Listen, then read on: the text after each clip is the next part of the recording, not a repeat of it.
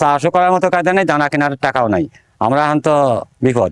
কত টাকা দেন, মোট পেঁচা 2.5 লক্ষ টাকার দানা চালাইছি, তাতে 20-22 লাখ টাকার জিনিস বিক্রি হইতো।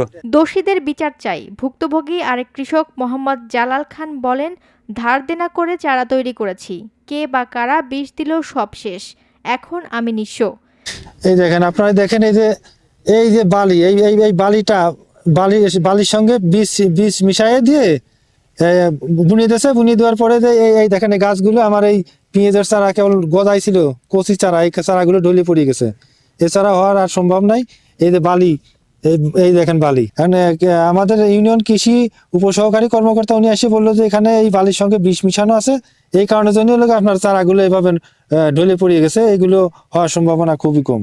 এখানে মনে করেন যে আমি 5 কেজি বীজ ফেলেছি, 38,500 টাকা কেজি, তাতে প্রায় 2 লক্ষ টাকার বীজই আমার এখানে ফেলা। কিন্তু আমি 12 পাখি জমি পেঁয়াজ